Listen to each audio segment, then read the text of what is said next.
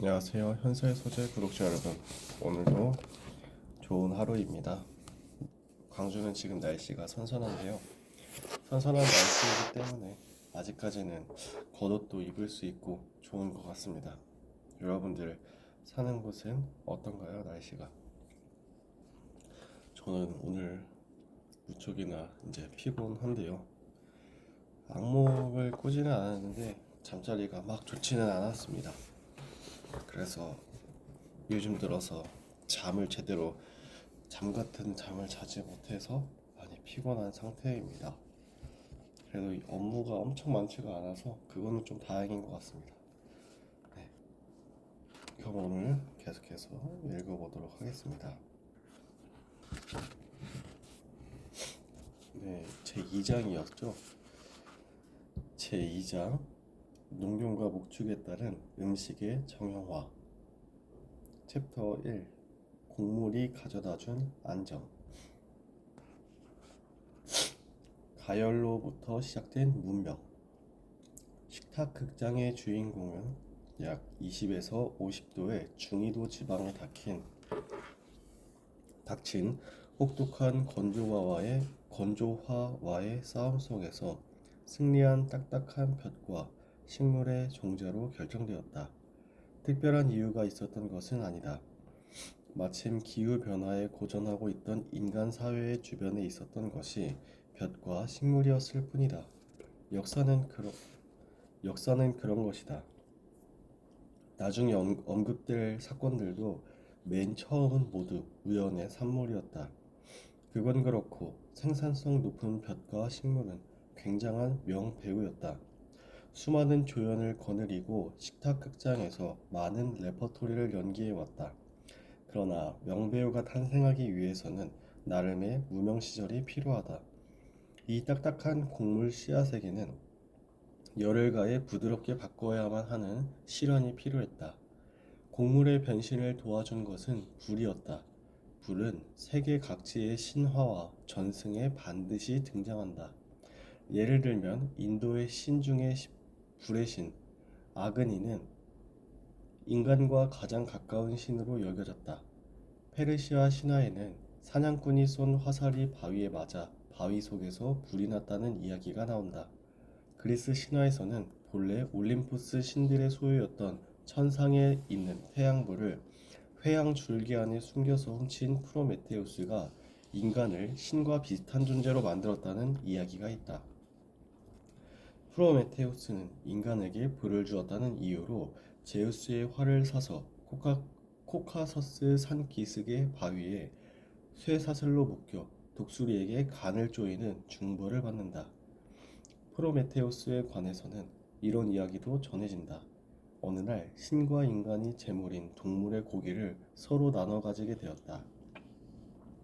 그때 인간의 편을 들었던 프로메테우스는 소의 뼈를 기름 덩어리로 감싼 것과 살코기와 내장을 가죽으로 감싼 것으로 나눠 준비하였고 제우스에게 전자를 선택하도록 했다. 그 결과 신은 뼈와 기름 덩어리를 가지고 인간은 맛있는 고기와 내장을 얻게 되었다. 이에 화가 난 제우스는 인간에게서 불을 빼앗아 버렸다. 음식 때문에 원한을 사는 것도 신도 예외가 아닌가 보다. 요리는 날 것, 가열한 것, 발효한 것 등 크게 세 가지로 나눌 수 있는데 이 중에서 종류가 가장 다양한 것은 가열한 요리이다. 가열은 인간의 식문화를 크게 바꾼 혁신적인 방법인데 이를 주목한 사람으로 프랑스의 역사가 자크 바로를 들 수 있다. 그는 인간이 질그릇을 만들어 요리하게 된 것을 높이 평가하면서 세라믹 혁명이라고까지 칭했다. 질그릇이란 말에서 물을 넣고 식재료를 끓여서 만드는 걸쭉한 수프 포타주가 나왔다. 음식을 익혀 먹게 된 지 얼마 지나지 않아 인류는 식자재를 덩어리 상태로 조리하거나 액체 상태의 수프로 만들어 먹는 등 다양한 방식으로 즐기게 되었다. 불은 문명 발달의 핵심이고 최초로 메소포타미아 문명을 건설한 수메르인은 불을 자유자재로 사용했다. 그들이 남긴 3800년 전의 도시 유적 우르에서는 햇볕에 말린 벽돌로 만든 화덕이나 오븐이 다수 발굴되었다. 식탁의 주인공이 된 곡물. 지금으로부터 만년 전에 시작된 농경과 목축은 인류 역사상 가장 큰 사건이었다. 사람들은 숲과 초원을 태워 숱한 동식물을 멸종시켰고 빈 땅에는 밭을 갈아 특정 작물만을 재배했다. 이른바 농업의 탄생이다. 당연한 일이겠지만 밭에 들어온 동식물은 새로운 것으로 간주되어 제거되었다. 밭을 넓히면서 인류의 생활터전은 날 것 그대로의 자연에서 관리된 자연으로 바뀌었고 재배와 사육을 통해 얻은 식자재로 만든 요리가 식탁을 채웠다. 요리의 안정화와 정형화이다. 식탁은 거의 무거, 자연의 순환과 거의 무관하게 인공적인 색채를 띠게 되었다. 참고로 주식은 영어로 스테이플 푸드라고 하는데 여기에는 중요하다는 뜻과 주가 된다는 두 가지 의미가 있다. 오늘날 인간 사회는 기본적으로 쌀, 밀, 옥수수, 조화, 수수, 보리, 호밀 등 6종류의 볕과 식물에 의존하고 있다. 곡물은 4대 문명이 꽃피던 시절부터 현재에 이르기까지 꾸준히 인류와 함께 왔다. 참고로 볕과 식물은 약 9,500종에 달하며 식물계에서 네 번째로 큰 식물군을 이룬다. 2001년부터 3년간 곡물의 연간 생산량은 옥수수 6억 259만 톤, 쌀 5억 7,628만 톤, 밀 5억 7,288만 톤, 보리 1억 3,222만 톤의 순서이고 인류는 밥이나 빵 등의 주식과 맥주 등의 원료, 가축의 사료에 이르기까지 곡물에 의존하고 있다. 현재도 세계 노동 인구의 절반가량이 곡물 재배를 중심으로 하는 농업에 종사하고 있다. 곡물은 작은 거인이라고 불러도 손색이 없다. 세계의 식탁에서 활약하는 작은 거인의 대표로는 세계 3대 곡물로 꼽히는 쌀과 밀, 옥수수를 들 수 있다. 쌀, 밀, 옥수수로 만든 음식의 세계. 동남아시아에서 시작된 쌀의 여정. 벼는 같은 직물을 연이어 같은 땅에 재배하여 땅을 못쓰게 만드는 연작으로 인한 피해가 거의 없고 생산량이 많아 인구 부양력이 높은 작물이다. 중국과 인도처럼 인구가 많은 나라는 모두 쌀에 의해 유지된다. 오늘날 벼는 아시아를 넘어 아프리카, 마다가스카르에 이르는 넓은 지역에서 재배되며 세계 인구의 3분의 1에 해당하는 20억 명의 이상의 사람들의 주식이다. 참고로 유럽과 미국에서도 쌀을 다산의 상징으로 여기는 것을 결혼식이 끝나면 신랑과 신부에게 쌀을 던지며 자식을 기원하는 장면에서 찾아볼 수 있다. 벼는 원남과 아삼의 산악 지방을 기원으로 하는데 동아시아의 양쯔강, 동남아시아의 메콩강과 짜오프라야강, 이라와디강 그리고 인도의 겐지스강을 따라서 전파되었다. 특히 메콩강 유역은 자포니카종과 인디카종이라는 두 종의 벼가 모두 발견되어 쌀의 원형지로 보고 있다. 그곳을 기준으로 동쪽의 중국, 한국, 일본으로 자포니카종이 그리고 서쪽의 인도로 인디카종이 퍼졌다. 일본인의 주식은 쌀알이 작고 동그란 자포니카종이다. 자포니카종은 3000년 전쯤 중국 남부를 거쳐 일본 남부로 전해진 것으로 본다. 자포니카종은 부드러우면서 점성과 탄력이 있으며 은은한 향과 맛이 있다. 이 담백한 맛의 쌀 덕분에 심심하면서도 섬세한 일본 요리가 가능했을 것이다. 일본에서는 큐슈 북부의 나바타케 유적지를 통해 기원전 300년 무렵부터 벼농사를 지은 것으로 보인다. 일본 신화에는 태양신 아마테라스 오오카미가 천상에서 스스로 논을 경작했다는 이야기가 전해지는데 일본 문화의 근간이 벼임을 알 수 있는 대목이다. 쌀은 처음에는 토기에서 익혀 죽 형태로 먹었을 것이다. 쌀을 쪄서 먹기 위해서는 시루가 필요한데 시루는 고분 시대 무렵에 등장했다. 헤이안 시대 말기에 오늘날과 같은 밥이 등장했으며 그 배경에는 부드러운 맵쌀과 철제 솥의 보급이 있었다.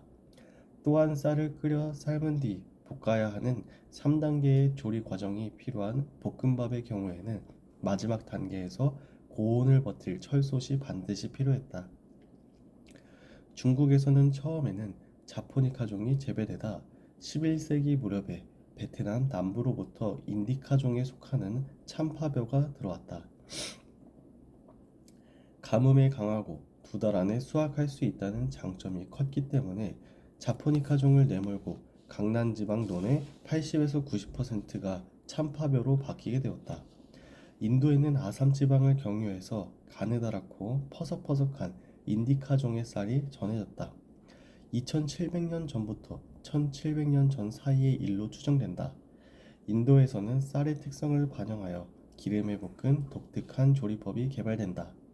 쌀을 끓이다가 중간에 물을 버린 후 찐 다음 기름에 볶는 방법이다. 인도 요리 플라오는 물소의 젖을 발효하여 응고시킨 기라고 하는 기름에 소금을 추가하여 볶은 것이다. 인디카종은 인도를 제2의 원산지로 하여 이슬람 제국에 전해졌으며 나아가 지중해와 유럽 일대에 전파되었다. 쌀을 뜻하는 영어 단어 라이스는 고대 페르시아어와 아라비아어에서 기원한다. 아울러 인도식 쌀 요리법도 서역에 전해졌고 여러 지역에서 기름에 쌀을 볶는 요리를 하게 되었다. 참고로 미국과 유럽에서는 쌀을 채소의 일종으로 여겨서 육류 고기에 곁들일 때 버터로 볶는 경우가 많다. 변형된 쌀 요리의 하나로 터키가 원조인 필라프가 있다. 터키어로 밥 한 공기를 뜻하는 필라프는 먼저 쌀알과 잘게 썬 양파를 버터에 볶은 다음 부이용, 수프를 넣어 마저 볶는다. 여기에 추가로 양고기나 해산물, 버섯 등의 건더기를 넣은 일종의 영양밥이다. 중국의 차오파는 딱딱하게 볶은 밥을 라드, 건더기와 함께 볶아 후추, 간장으로 간을 한 것으로 필라프와는 발상이 완전히 다르다. 필라프와 같은 계열에 속하는 이탈리아의 리조또는 쌀을 올리브유, 버터와 함께 볶아 만든다.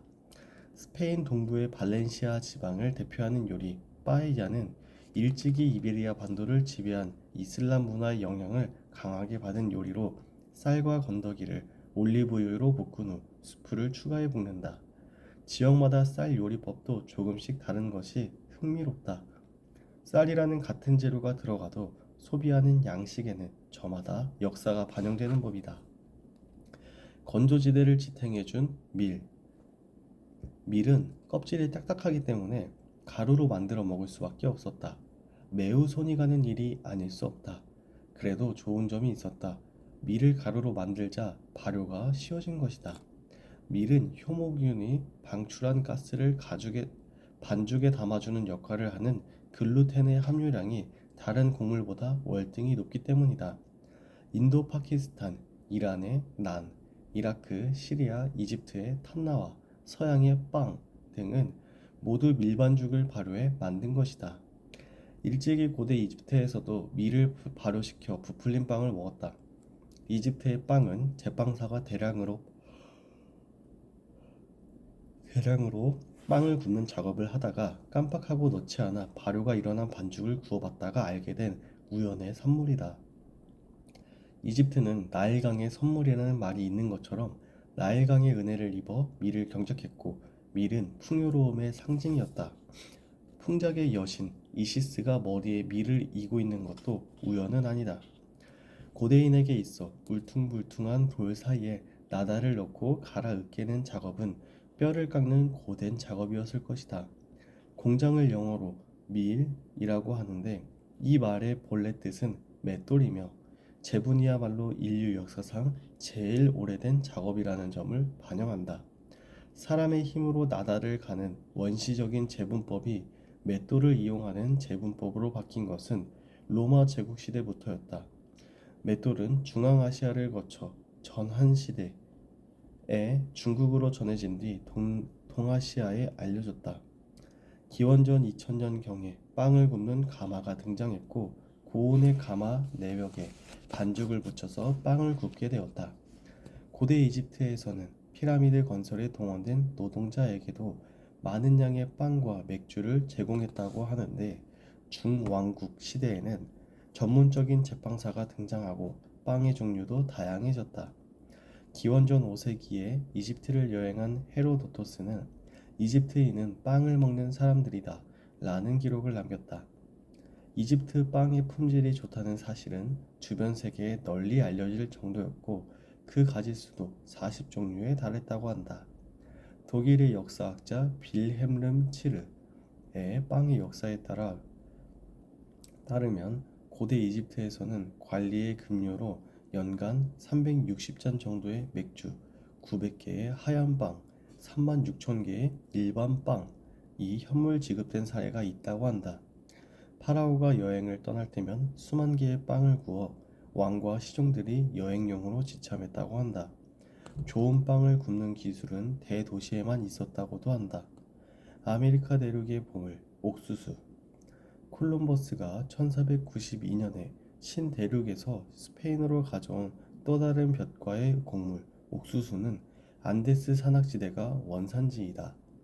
멕시코의 테와칸 골짜기에서 발견된 7천년 전의 유적에서 가장 오래된 옥수수 알갱이가 발견된 것을 보면 아주 오래전부터 이 일대에서 옥수수를 재배해온 것 같다.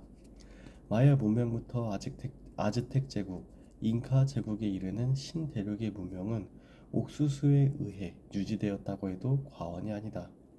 옥수수는 나달 한 개로 800배에 달하는 수확을 가능한 생산성을 자랑하는데 약 100배 정도 수확할 수 있는 쌀보다도 월등한 수치이다. 현재 옥수수는 식량과 가축사료 용도로 세계적으로 수천 품목이 재배되고 있으며 곡물의 왕으로 꼽히고 있다.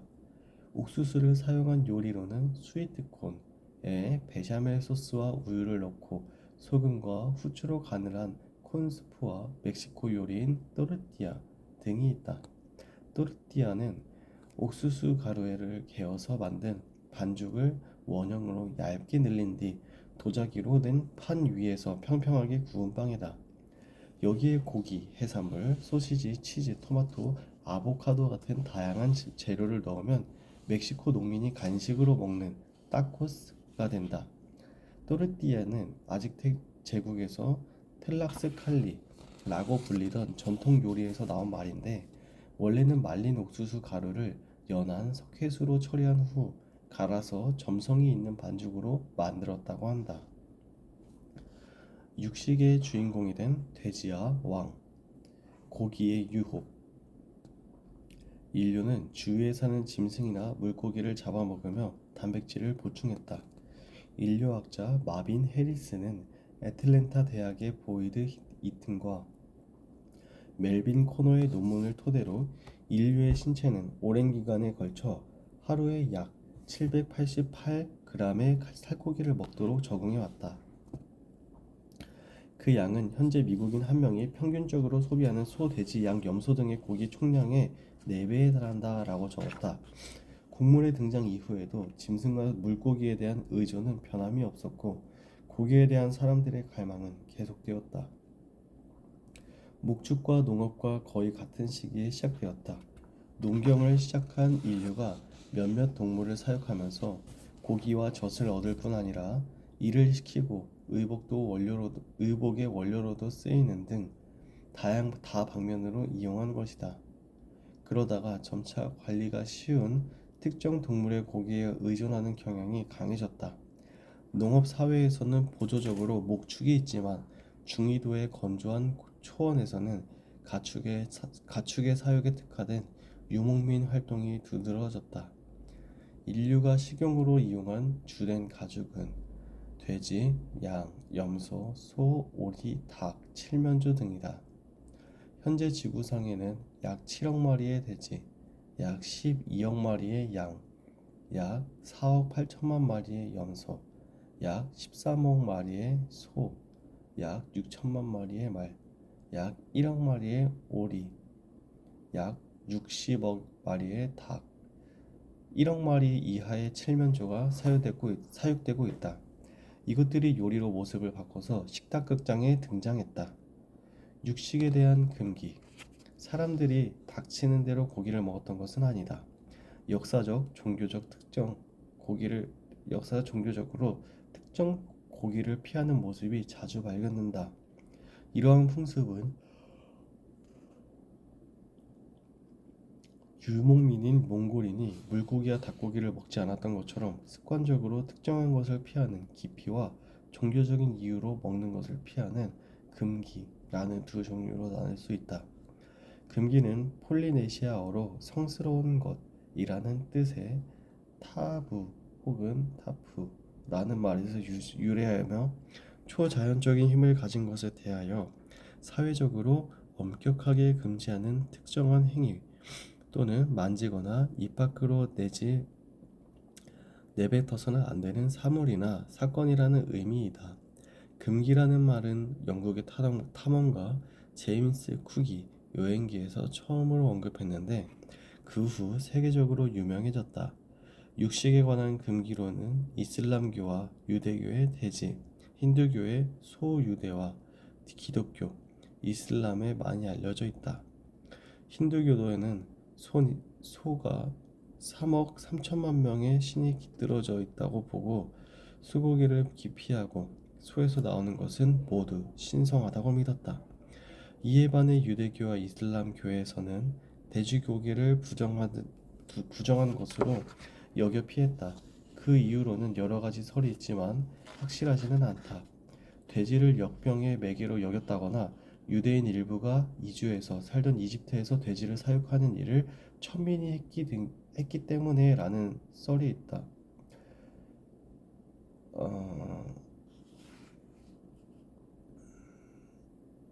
여기엔 안 나와있구나. 그 유대교에서 돼지고기를 부정한 것으로 피한 것은 이제 모세 시대 때 하나님께서 십계명에 모세 시대 때 음식 문제로 제사장들에게 그 발이 쪽발이 아닌 고기는 먹지 말라고 했는데 그 중에 돼지가 있었습니다. 이후로 풀렸는데 이제 이 당시 여기 기준에서는 돼지고기를 부정한 이유가 그 이유였습니다. 네, 계속 읽어드리겠습니다. 유대교도는 동물의 피를 빼면 혼이 빠져나가 단순한 고기 덩어리가 된다고 해석하여 고기를 먹는 죄악감을 해소하려 했다.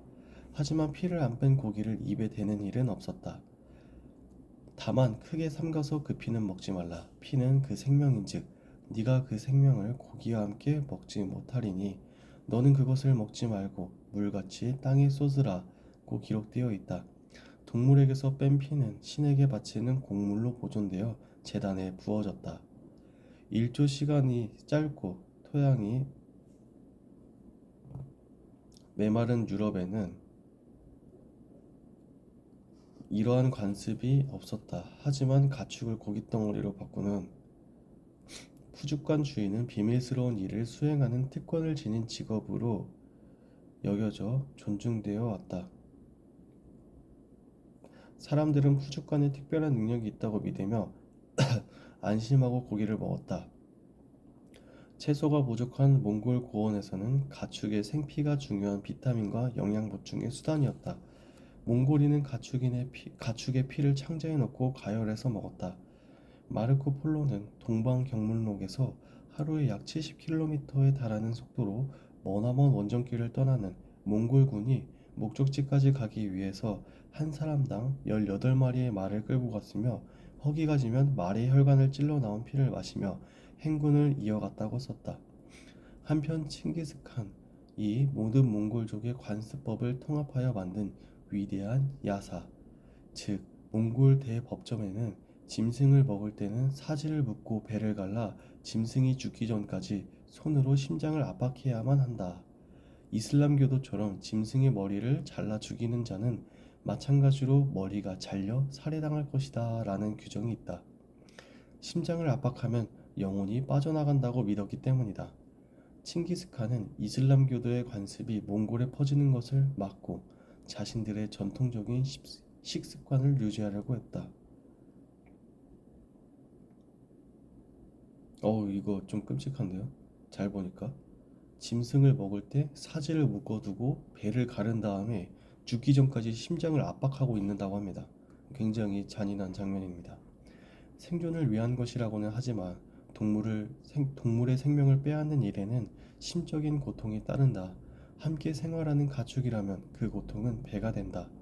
음식의 지평을 넓히기 위해서는 심리적, 종교적인 벽을 넘어서 가축을 대상화하는 과정이 필요하다. 슈퍼마켓에서 스티로폼 접시에 보기 좋게 담겨져 있는 생선 토막은 결코 쉽게 나타난 것이 아니다. 돼지, 동아시아와 유럽의 비장의 카드. 소는 만년 전쯤에 동지중해에서 가축화되었고, 양과 염소는 12,000년 전 무렵에 메소포타미아 북부에서 가축화된 것으로 보인다. 말은 5,000년 전에 남러시아에서, 물소는 5,000년 전에 인도에서 가축화되었을 가능성이 있지만 확실하지는 않다. 돼지는 4,000년에서 5,000년 전에 유라시아에 널리 번식했던 멧돼지를 가축화한 것으로 추정되지만 특정은 어렵다. 가축화 이전에 농민이 보조적으로 이용했던 시절도 있었기 때문이다. 야크, 낙타, 술록의 가축화는 좀 더 이후의 시대로 본다. 이 중 오늘날 전 세계에서 식자재로 가장 널리 사랑받는 것은 돼지고기다. 물론 예외도 있다. 미국과 아르헨티나 등지에서는 소고기를, 오스트레일리아와 뉴질랜드에서는 양고기를 주로 먹는다. 하지만 독일, 프랑스, 영국 등 유럽 전역과 중국, 멕시코 등에서는 돼지고기를 주로 먹는다. 1998년 통계로는 전 세계에서 약 9억 5천만 마리의 돼지를 사육하고 있고 그중 절반 이상을 중국이 차지한다. 돼지는 사료에 쓰인 에너지 중 3분의 1을 고기로 바꾸는 것이 가능해 효율이 아주 좋은 가축이다. 양의 경우 10%를 조금 넘고 소는 10% 정도에 그치는 것과 비교하면 돼지 사육의 효용성을 알 수 있다. 그러나 젖을 전혀 활용할 수 없고 무리를 이루는 성격이 아니어서 유목사회와는 어울리지 않는다. 로마 제국 시대 현재의 프랑스인 갈리아 지방은 대부분이 숲이었다. 갈리아의 주민들은 숲에서 나는 잡초와 도토리로 돼지를 키웠고 염장하거나 훈제한 고기를 수도 로마로 보냈다. 중세 유럽에서는 가을에서 겨울이 될 무렵 사료가 떨어지는 혹독한 겨울을 대비하여 도토리를 배불리 먹인 돼지를 대량으로 처분해 햄과 소시지, 베이컨 등의 보존식을 만들었다. 11월 11일 성 마틴의 축일을 시작으로 크리스마스에 이르는 이 시기는 서민이 1년에 한 번 배불리 고기를 먹을 수 있는 날이기도 했다. 오늘날에도 유럽의 다채로운 햄과 소시지 등은 놀라울 정도인데 유럽의 혹독하고 매서운 풍토가 낳은 음식 재료란 것을 생각하면 의미를 더할 수 있다. 참고로 소시지는 영어 단어이고 본 고장인 독일에서는 소시지를 브루스트라고 부르니 기억해두자. 보통 고기라고 하면 돼지고기를 뜻할 정도로 중국 요리에서 돼지고기가 차지하는 비중은 상당하다. 중국에서는 돼지에서 못 쓰는 부분은 울음소리뿐이라는 말이 있을 정도로 철저하게 모든 부위를 요리에 쓴다. 전통적으로 농업에 많이 활용했기 때문에 필요할 때마다 한 마리씩 도살해서 먹었다. 중화 요리는 비계살 조리법이 특히 뛰어난데 불과 시간을 잘 조절해 훌륭하리만큼 아름답고 먹기 좋게 요리를 만든다. 남송 시대에는 전장에서 휴대하는 보존 식품으로 저장성 진화씨의 이름을 딴 진화햄을 만들었다. 이는 이탈리아의 파르마산 생햄과 스페인의 하몽 세라노와 함께 세계 3대 햄으로 꼽힌다. 햄은 절단면이 불처럼 빨개서 중국에서는 허투이라고 부른다. 스페인에서는 성 마틴의 축일을 즈음해서 돼지를 처분하고 일가족이 다 함께 모여 햄이나 소시지를 만들었다. 그중 하나인 하몽 세라노는 스페인의 대표적인 식자재 중 하나가 되었다. 생햄은 훈제한 것, 염장과 건조만 하고 훈제하지 않은 것을 포함해 많은 종류가 있다. 이 중 최고의 생햄은 하부고라는 마을에서 하몽 생산을 위해 도토리를 먹여 키운 이베리코 돼지로 만든 하몽 하부고이다. 유럽이 숲으로 둘러싸여 있던 시절을 연상시키는 햄이다. 그 무렵 스페인의 역사 이야기를 하자면 8세기에 지브롤터 해협을 넘어서 침입한 이슬람 교도에게 정복된 이베리아 반도에서 11세기 중반 이후 기독교에 의한 국토 회복 운동이 일어났다. 그 결과 12세기 중반 무렵이 되면서 이베리아의 약 절반이 회복했고 13세기에는 주요 도시였던 꼬르도바와 세비야를 탈환했다. 1492년에는 알함브라 궁전으로 유명한 그라나다를 정복하며 레콘키스타는 종교를 맺는다. 스페인 왕국도 레콘키스타와 와중에 형성된 것이다. 레콘키스타가 한창 진행 중이던 무렵 스페인에서는 이베리아 반도의 경제적 실권을 잡고 있던 유대인을 탄압하여 재산을 몰수한 뒤 그것을 군자금으로 이용하여 이슬람 교도와의 전투를 이어나갔다. 이슬람 교도에게는 처음에는 융화 전쟁을 썼지만 유럽에서 종교 개혁의 파도가 일자 가톨릭을 강요했다. 개종을 원하지 않았던 수백만 명의 이슬람 교도가 바다로 건너 모로코로 도망쳤다. 일련의 과정에서 유대인과 이슬람 교도를 구별하는 데 돼지고기가 큰 역할을 하였다. 유대인과 이슬람 교도 모두 종교적으로 돼지고기를 먹는 것이 금지되어 있었기 때문에 돼지고기를 줬을 때 먹으면 가톨릭 교도들이고 먹지 않으면 두 종교의 신도임이 분명했던 것이다. 아무리 개종했다고 주장해도 돼지고기를 내밀면 모든 것이 명확해진다. 네, 오늘은 여기까지 읽어보도록 하겠습니다. 오늘은 굉장히 피곤하고 졸리네요. 그래서 오늘 하루를 잘 보내도록 노력해야겠습니다. 여러분들도 컨디션 조절 항상 잘 하시고요. 또 내일 뵙도록 하겠습니다. 안녕.